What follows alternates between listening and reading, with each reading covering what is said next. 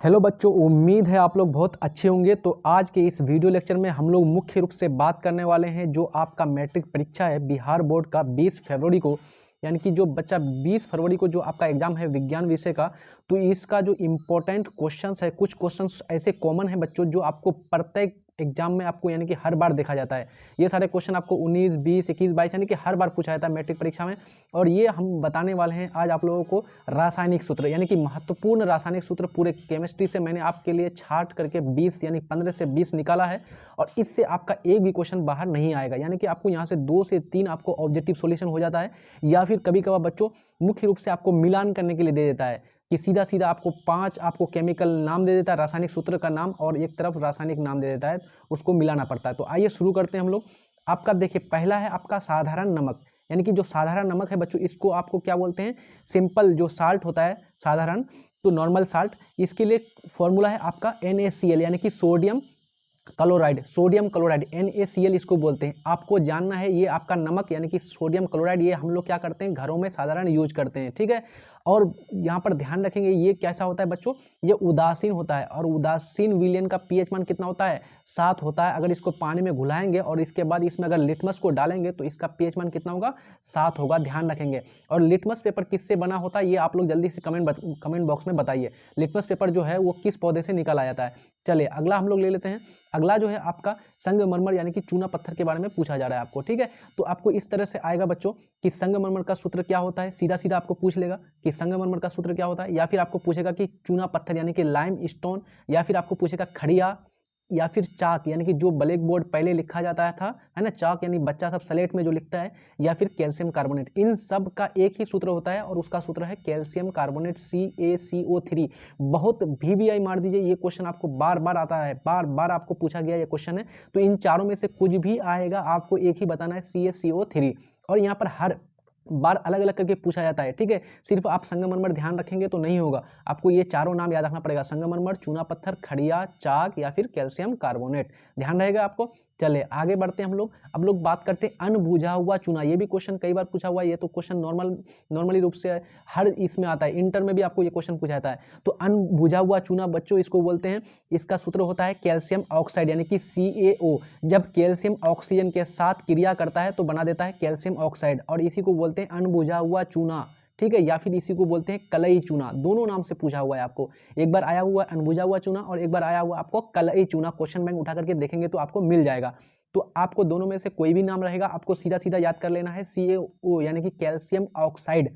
और बच्चों आपको पूछा हुआ है कि कैल्शियम ऑक्साइड की प्रकृति कैसी होगी, ये भी क्वेश्चन आपको पूछा हुआ है। तो आप क्या ध्यान रखेंगे कि कोई भी धातु होता है और उस धातु के साथ अगर ऑक्सीजन हो तो वो हमेशा क्षारीय प्रकृति का होता है। ध्यान रखेंगे कैसा प्रकृति का होगा, ये क्षार प्रकृति का होगा, इसलिए कैल्शियम ऑक्साइड क्षारीय प्रकृति का होगा। और आप लोग ऑलरेडी जानते होंगे अगर किसी भी कंपाउंड यानी यौगिक के साथ हाइड्रो ऑक्साइड हो यानी OH हो तो वो हमेशा क्षार प्रकृति का होगा। और आप लोग जल्दी से कमेंट बॉक्स में बताइए क्षारीय जो विलयन होता है इसका pH मान कितना होता है। मैंने आपको जो है उदासीन विलयन का pH मान बता दिया, जल्दी से बताइए आप लोग। चले अगला हम लोग का है बुझा हुआ चूना, यानी कि बुझा हुआ चूना या फिर इसी को बोलते हैं बच्चों भखड़ा चूना, ठीक है। बुझा हुआ चूना देखिए आप लोग को मैंने बताया ऊपर अनबुझा हुआ चूना, जो अनबुझा हुआ चूना है बच्चों इसको मार्केट से आप लोग खरीद करके लाते हैं घर को पेंट करने के लिए। तो आपको किस में देता है, बोरी में देता है या फिर थैली में देता है, आप लोग लेकर के आते हैं तो उसमें पानी नहीं रहता। जब पानी नहीं रहेगा तो वो कहलाएगा अनबुझा हुआ चूना। और जब इसमें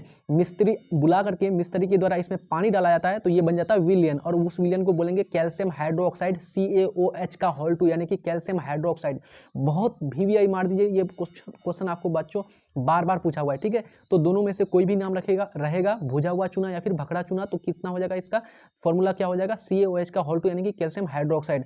और ध्यान रखेंगे जो आपका ये होता है यहाँ पर कोई भी कंपाउंड के साथ हाइड्रोक्साइड यानी OH लगा हुआ रहता है। बिल्कुल आप लोगों ने सही आंसर बताया है कि जो भी कंपाउंड में OH लगा रहेगा उसका pH मान 7 से ज़्यादा होता है। 7 से क्या होता है बच्चों, ज़्यादा होता है, 7 से ज़्यादा होता है, ध्यान रखेंगे यहाँ पर। और ये क्षारीय प्रकृति का होता है और इसको पानी में घोलने पर हाइड्रोक्साइड आयन देता है, ये भी क्वेश्चन आपको आया हुआ है। चले अगला फॉर्मूला है आपका अमोनिया। अमोनिया का सूत्र क्या होता है, तो अमोनिया का जो सूत्र होता है बच्चों वो होता है NH3, ठीक है, NH3, ठीक है, ये ध्यान रखेंगे आप लोग। और अमोनिया का यूज किया जाता है, किसान अपने खेतों में प्रयोग करते हैं, ठीक है, ध्यान रखेंगे अमोनिया। अच्छा, अमोनिया आपको पूछा जाता है कि अमोनिया में नाइट्रोजन जो है हाइड्रोजन के साथ कितने बॉन्ड के द्वारा जुड़ा जाता है। ये भी क्वेश्चन आपको पूछा जाता है कार्बन चैप्टर से मुख्य रूप से जोड़ करके। तो यहाँ पर आप लोग अगर ध्यान देंगे सही से, तो जो आपका नाइट्रोजन है ये नाइट्रोजन हो जाता है, और नाइट्रोजन एक नाइट्रोजन कितना बॉन्ड बनाता है बच्चों? 3 सहसंयोजक बंधन बनाता है। सहसंयोजक बंधन आप लोगों ने पढ़ा होगा, है ना। तो 3 सहसंयोजक, तो 1 2 3, तो एक हाइड्रोजन यहाँ पर लग जाएगा, एक हाइड्रोजन यहाँ पर लग जाएगा, एक हाइड्रोजन इस साइड में लग जाएगा। तो ये आपका हो जाएगा क्या? संरचना बन जाएगा आपका अमोनिया का। ठीक है, ये संरचना भी आप लोग ध्यान रखेंगे। तो नाइट्रोजन एक एक बॉन्ड के साथ एक एक हाइड्रोजन के साथ जुड़ेगा। चलिए अगला आपका है छठा नंबर का ग्लूकोज। ये भी क्वेश्चन तो काफी इंपॉर्टेंट है, काफी वीवीआई है। ये आपको बायो में यानी कि जीव विज्ञान में आपको पूछा जाता है, कभी कभी केमिस्ट्री में भी पूछा जाता है। ठीक है, दोनों में से कहीं पर भी आएगा, लेकिन आपको क्या है, बायो में पूछे या केमिस्ट्री में पूछे, आपको 1 नंबर लेना है, चाहे जैसे भी हो, है ना। तो इसके लिए आप लोग इसका फॉर्मूला सीधा याद रख लेंगे कि जो आपका ग्लूकोज होता है इसका सूत्र होता है C6H12O6, C6H12O6। ठीक है, ये ध्यान रखेंगे। अच्छा, उसके बाद यहाँ पर क्वेश्चन आपको घुमा करके पूछा जाता है बच्चों, कि क्वेश्चन यहाँ पर क्या घुमा के पूछा जाता है कि जो कार्बन होता है यानी कि जो ग्लूकोज होता है, ग्लूकोज में कार्बन की कितनी संख्या होती है? तो ग्लूकोज में कार्बन की कितनी संख्या है देख लीजिए। तो कितने कार्बन के परमाणु है? 6 परमाणु है ना। तो ये भी क्वेश्चन पूछा हुआ है। अब देखिए इतना छोटा छोटा क्वेश्चन आप लोग फिर जब एग्जाम देके आते हैं तो सर पहले बाहर से आ गया, कोई कुछ भी बाहर से नहीं रहता है, उसी से घुमा करके आपको क्वेश्चन पूछा जाता है। ठीक है, तो इसमें कार्बन की संख्या पूछेगा तो 6 हो जाएगा, हाइड्रोजन की संख्या पूछेगा तो 12 हो जाएगा, ऑक्सीजन की संख्या पूछेगा तो 6 हो जाएगा। ठीक है, और अगर टोटल परमाणु की संख्या पूछेगा तो 6 और 12 18, 18 और 6 24 हो जाएगा। ठीक है, ध्यान रखेंगे।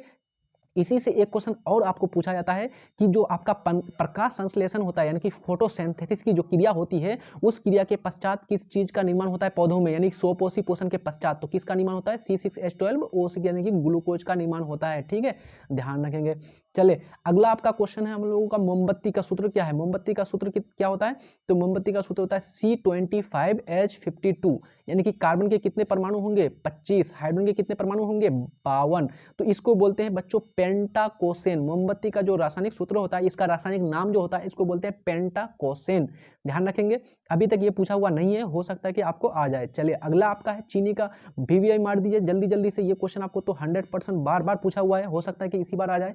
तो आपको चीनी का सूत्र में याद रखना है, कार्बन का क्या होता है? 12, यानी कि C12H22O11, C12H22O11। ध्यान रखेंगे आप लोग। अच्छा, आप लोग जल्दी से बताइए, जो चीनी जो होता है, चीनी को किससे प्राप्त किया जाता है? चलिए अगला है हमारा सल्फ्यूरिक अम्ल, यानी कि आपका सल्फ्यूरिक अम्ल के बारे में पूछा जाता है। तो आपको घुमा करके क्वेश्चन पूछा जाता है बच्चों कि सल्फ्यूरिक अम्ल का सूत्र क्या होता है, या फिर इसी का नाम पूछा जाता है गंधक अम्ल का नाम सूत्र क्या होता है, या फिर पूछा जाता है बैटरी अम्ल का सूत्र क्या होता है। तो आपको चाहे सल्फ्यूरिक अम्ल पूछे, चाहे गंधक अम्ल पूछे, चाहे बैटरी अम्ल पूछे, इसी को आपको बताना है H2SO4। अच्छा, इसका नाम सल्फ्यूरिक अम्ल क्यों दिया गया है? क्योंकि इसमें सल्फर पाया जाता है। इसका नाम गंधक क्यों रखा गया? क्योंकि सल्फर को ही गंधक बोला जाता है, इसलिए इसको गंधक अम्ल भी बोला जाता है। अच्छा, इसका नाम बैटरी अम्ल क्यों कहा गया है? तो ध्यान रखेंगे, बैटरी अम्ल इसलिए इसको कहा जाता है, जो हम लोग पहले के ज़माने में बैटरी यूज करते थे ना, टीवी चलाने के लिए, माइक हॉर्न चलाने के लिए, तो उसमें जो बैटरी का पानी डाला जाता था, है ना, आप लोग को मालूम होगा पानी डाला जाता है, तो वो पानी जो बोतल पानी लाया था डालने के लिए बैटरी में, उस पानी में H2SO4 रहता है, इसलिए इसको बैटरी अम्ल के नाम से भी जाना जाता है। और क्वेश्चन कई बार पूछा हुआ है, आप क्वेश्चन में उठा के देखेंगे तो पता चल जाएगा। चलिए यहाँ तक समझ में आ गया होगा। और आप लोग से मैं रिक्वेस्ट करूंगा, अगर चैनल में न्यू है तो जल्दी से सब्सक्राइब कर दीजिए, और लाइक तो बनता ही है बच्चों। चलिए 10वां नंबर का है हाइड्रोक्लोरिक अम्ल, यानी कि जो आपका हाइड्रोक्लोरिक अम्ल है, इसका सूत्र क्या होता है? तो इसका सूत्र होता है HCl। आपको पूछा जाता है हमारे पेट में कौन सा अम्ल पाया जाता है? तो हमारे पेट में कौन सा अम्ल पाया जाता है बच्चों? HCl पाया जाता है। अच्छा, कहाँ पर पाया जाता है? तो आमाशय में पाया जाता है हाइड्रोक्लोरिक अम्ल। अच्छा, इसका pH मान कितना होता है? जल्दी से आप लोग कमेंट बॉक्स में बताइए, मैं इसका नहीं बताऊंगा, आप लोग बताइए उधर से कि इसका pH मान कितना होगा। अच्छा, इतना तो कम से कम बता सकते हैं कि 7 से ज़्यादा होता है कि कम होता है? तो हम लोग जानते हैं बच्चों, जो भी अम्ल होता है इसका pH मान हमेशा 7 से कम ही होता है, ध्यान रखिएगा।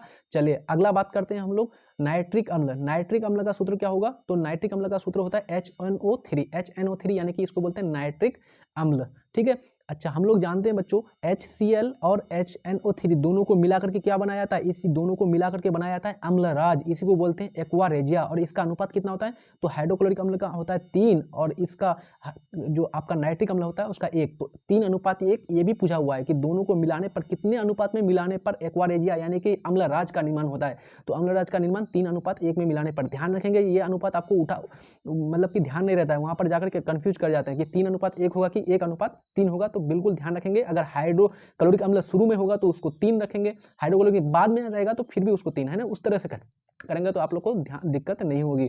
अच्छा, यहाँ पर आपको एक बार क्वेश्चन और पूछा हुआ है कि अम्लराज का जो यूज किया था, इस्तेमाल किया था, वो किसके लिए किया था, तो ध्यान रखेंगे अम्लराज का प्रयोग सोना, चांदी और प्लेटिनियम जैसे धातु को गलाने के लिए किया जाता है। ठीक है, चलिए फटाफट कर लेते हैं। फॉर्मिक अम्ल या मेथेनिक अम्ल किसको कहा जाता है, तो फॉर्मिक अम्ल या मेथोनिक अम्ल जो होता है इसका सूत्र होता है बच्चों SCOOH। ध्यान रखेंगे, काफी इंपॉर्टेंट क्वेश्चन है ये, क्वेश्चन आपको कई बार पूछा हुआ है।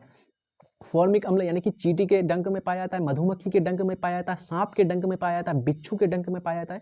कोई भी डंक पूछेगा सीधा सीधा आपको बता देना है मेथेनिक अम्ल। इसका सूत्र क्या हो जाएगा, HCOOH, HCOOH, है ना, इस तरह से ध्यान रखेंगे। मेथेनिक अम्ल इसका आयुर्वेदिक नाम है बच्चों। ठीक है, 2 प्रकार का नाम होता है। जैसे आप लोग घर में आप लोगों को लाल बाबू करके बुलाया जाता है ना, किसी को गुड्डू, किसी को पप्पू, किसी को इस प्रकार से बुलाया जाता है, लेकिन उसका नाम सर्टिफिकेट में या कोचिंग में या स्कूल में आपका अलग रहता है ना, नहीं। तो उसी प्रकार से फॉर्मिक अम्ल ये भारत में चलता है और मेथेनिक अम्ल पूरा दुनिया में कहीं पर भी बोलोगे मेथेनिक अम्ल तो तुरंत आप समझ जाएगा, अच्छा चींटी के डंक में जो अम्ल पाया था उसी के बारे में बात कर रहा है। अगला बात करते हैं हम लोग एसिटिक अम्ल। एसिटिक अम्ल किस में पाया था, जल्दी बताइए। एसिटिक अम्ल सिरका में पाया था, सिरका में एसिटिक अम्ल, और इसी का आपका आयुपेक नाम होता है IUPAC, है ना, international union for purified pure applied chemistry, है ना, ये पूरा इसका फुल फॉर्म होता है। ठीक है, ये भी ध्यान रखेंगे आप लोग। तो किसी भी आपका कंपाउंड का 2 नाम होता है, एक आपका साधारण नाम यानी सिंपल नेम, और एक होता है आयुपेक नेम यानी कि इंटरनेशनल लेवल पर, यानी कि वर्ल्ड लेवल पर, यानी कि विश्व स्तर पर। ठीक है, और इसका सूत्र क्या हो जाएगा बच्चों, CH3COOH। और ये किस ग्रुप का है, तो आपका कौन सा ग्रुप का है, कार्बोक्सिलिक एसिड ग्रुप का है।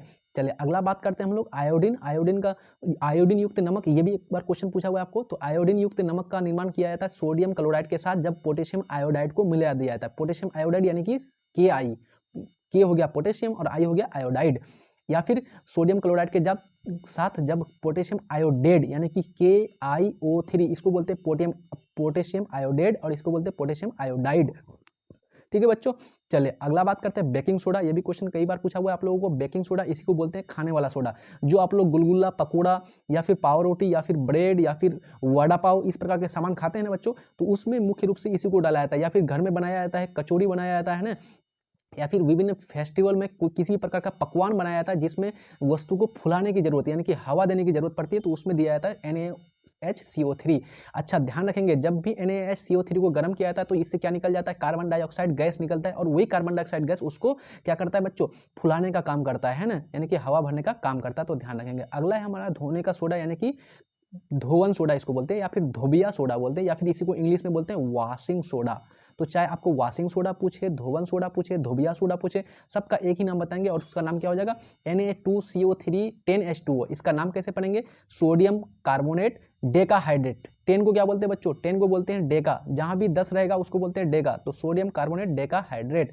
चलिए अगला बात करते हैं विरंजक चूर्ण। विरंजक चूर्ण का प्रयोग आप लोग जल्दी बताइए, एक इसका यूज क्या होता है आप लोग बताइए। तो विरंजक चूर्ण इसी को बोलते हैं बच्चों ब्लीचिंग पाउडर। इसका सूत्र क्या होता है, CaOCl2। इसको कई बार पूछा हुआ है, CaOCl2। और इसका रासायनिक नाम क्या होता है, कैल्शियम हाइपोक्लोराइड। क्या बोलेंगे इसको, कैल्शियम हाइपोक्लोराइड, या फिर इसी को बोलेंगे कैल्शियम ऑक्सीक्लोराइड। ठीक है, तो यहाँ पर इसका जो यूज किया जाता है बच्चों, तो इसका यूज किया जाता है पानी के शुद्धिकरण के लिए किया जाता है, या फिर महामारी जो फैल जाता है ना, तो वहाँ पर चींटी को मारने के लिए, या फिर किसी प्रकार से वहाँ पर जो महामारी नहीं फैले है ना, तो कीड़े यानी कि कीड़ाओं को मारने के लिए कीटाणुनाशक के रूप में प्रयोग किया जाता है। इसी प्रकार से बात करते हैं हम लोग प्लास्टर ऑफ पेरिस, यानी कि इसको बोलते हैं बच्चों पोप, प्लास्टर ऑफ पेरिस। तो पोप का जो यूज किया जाता है 2 प्रकार से, एक मूर्तियों का सांचा का निर्माण करने के लिए, दूसरा करते हैं इसका प्रयोग किसके लिए बच्चों, तो इसका करते हैं हड्डियों को जोड़ने के लिए। और इसका सूत्र क्या हो जाएगा, CaSO4 half H2O, CaSO4 half H2O, यानी कि इसको कैसा नाम बताएंगे, कैल्शियम सल्फेट हेमीहाइड्रेट, या फिर इसको हिंदी में बोलेंगे कैल्शियम सल्फेट अर्ध हाइड्रेट, आधा है ना जल, इसलिए अर्ध बोलेंगे। चलिए फटाफट बात करते हैं तुतिया। ये भी क्वेश्चन पूछा हुआ है आप लोग को, तुतिया या फिर नीला थोथा। तो यहाँ पर इसका सूत्र हो जाएगा CuSO4 5H2O। CuSO4 किसको बोलते हैं बच्चों, इसको बोलते हैं कॉपर सल्फेट, और 5 आ गया तो इसको बोलते हैं पेंटा, और हाइड्रोजन यानी कि जल हो गया तो इसको बोलते हैं हाइड्रेट। तो कॉपर सल्फेट पेंटा हाइड्रेट। चले आगे बढ़ते हैं हम लोग जिप्सम। जिप्सम तो आप लोग जानते होंगे, जिप्सम का निर्माण किससे किया जाता है बच्चों, पोप पॉप से ही किया जाता है जिप्सम का निर्माण, है ना, या फिर जिप्सम को गर्म ये उसमें पानी मिलाया जाता है तो फिर क्या बनता है, प्लास्टर ऑफ पेरिस बनता है। ठीक है, ध्यान रखेंगे। तो आप लोग यहाँ पर जो जिप्सम का सूत्र होता है बच्चों, वो होता है CaSO4 2H2O, calcium sulphate dihydrate, यानी कि 2 जल है ना, इसलिए इसको 2 को बोलते हैं डाई। तो डाइहाइड्रेट, ये ध्यान रखेंगे, काफ़ी इंपॉर्टेंट है। ये क्वेश्चन आपको कई बार पूछा हुआ है। Pope, plaster of Paris, gypsum, sodium, ये धोने वाला सोडा, खाने वाला सोडा, सब पूछा हुआ है सब क्वेश्चन। चलिए फटाफट बात कर लेते हैं अब यूरिया के बारे में। तो यूरिया का सूत्र होता है CONH2 का होल 2, CONH2 का होल 2। ठीक है, ये इसका होल 2, ये आपका यूरिया का, जिसका प्रयोग किसान अपने खेतों में करते हैं। फिर इसी प्रकार से एल्यूमिनियम का जो एक अयस्क है बच्चों, बॉक्साइट, जिसके बारे में पढ़े होंगे, इसका सूत्र होता है Al2O3 2H2O, Al2O3 2H2O। ठीक है, ये ध्यान रखेंगे आप लोग। चले आगे बढ़ते हैं हम लोग। मीथेन, मीथेन का सूत्र, मीथेन किसका सूत्र होता है, तो आप लोग जानते हैं, ये कार्बन होता है, 4 तरफ से 4 हाइड्रोजन रहता है, इसको बोलते हैं मीथेन। ये मीथेन का सूत्र होता है CH4। चले अगला है हमारा एथेन। इसी प्रकार से ये आपका सारा मतलब अल्केन ग्रुप का है। एथेन किसका ग्रुप का है, अल्केन ग्रुप का है। तो अल्केन ग्रुप का कितना होता है, CnH2n+2, इसका जनरल फॉर्मूला होता है, ये ध्यान रखेंगे आप लोग, CnH2n+2, इस फॉर्मूला से सारे आपके निकल जाएंगे। तो इसी प्रकार से एथेन का हो जाएगा बच्चों C2H6 हो जाएगा, और इसका बाद C2H4 हो जाएगा, किसका, एथेन का। बेंजीन काफ़ी इंपॉर्टेंट है, जल्दी लगा लीजिए आप लोग, बेंजीन का पूछा जाता है। तो बेंजीन का सूत्र होता है C6H6। क्वेश्चन पूछा था कि बेंजीन में कार्बन के कितने परमाणु होते हैं, तो कार्बन के मुख्य रूप से 6 परमाणु होते हैं। अगला हमारा है क्लोरोफॉर्म। क्लोरोफॉर्म किसका सूत्र होता है बच्चों, तो क्लोरोफॉर्म का जो ये है आपका सूत्र CHCl3, CHCl3। ध्यान रखेंगे, ओजोन परत को सबसे ज़्यादा हानि पहुंचाने वाला ये आपका क्या है, गैस है, क्लोरोफॉर्म। अगला है हमारा एथेनॉल। एथेनॉल का सूत्र क्या होता है, एथेनॉल इसी को बोलते हैं शराब, इसी को बोलते हैं बियर, इसी को बोलते हैं वाइन, इसी को बोलते हैं एथेनॉल, तो या फिर इसी को बोलते हैं अल्कोहल, है ना। खांसी के सिरप में भी इसी का प्रयोग किया जाता है। इसका सूत्र होता है C2H5OH, है ना। खांसी का जैसे सिरप पिया जाता है तो उसमें काफ़ी नींद आती है, तो उसमें क्या मिला रहता है बच्चों, आपका एथेनॉल यानी कि अल्कोहल मिला रहता है, और इसका सूत्र होता है C2H5OH। अब यहाँ पर C2H5 से क्या बन जाएगा, एथाइल, और अल्कोहल जोड़ दिया तो एथाइल अल्कोहल, और इसी को बोलेंगे एथेनॉल। जल का तो आप लोग जानते होंगे, नॉर्मली जल का सूत्र होता है H2O। अब बिहार बोर्ड काफ़ी मतलब कि छोटा छोटा क्वेश्चन पूछ लेता है, इसलिए आप लोग इस सबको भी ध्यान रखेंगे। शुष्क बर्फ, ये भी क्वेश्चन पूछा हुआ है। शुष्क बर्फ किसका सूत्र होता है, तो ठोस कार्बन डाइऑक्साइड का, ठोस कार्बन डाइऑक्साइड का सूत्र होता है। तो बच्चों आप लोगों को आई थिंक ये सेशन आप लोगों को काफ़ी अच्छा लगा होगा, और ये सारे इंपॉर्टेंट क्वेश्चन थे आपके सूत्र से संबंधित, और पूरे केमिस्ट्री से मैंने छाट करके मात्र 30 आपका इंपॉर्टेंट केमिकल फॉर्मूला लिखा था, है ना। और इससे हम आपको 100% गारंटी देते हैं, इससे एक भी क्वेश्चन अगर आपको केमिकल फॉर्मूला से पूछा जाएगा तो इससे बाहर नहीं आएगा। तो उम्मीद है आप लोग बहुत अच्छी तरह से इसको अच्छा से कर लेंगे। नया है तो आपसे रिक्वेस्ट करेंगे कि चैनल को जल्दी से सब्सक्राइब कर दीजिए, लाइक नहीं किए तो लाइक भी कर दीजिए। मिलते हैं नेक्स्ट वीडियो में, पढ़ते रहिए अच्छी तरह से, तब तक के लिए जय हिंद, धन्यवाद।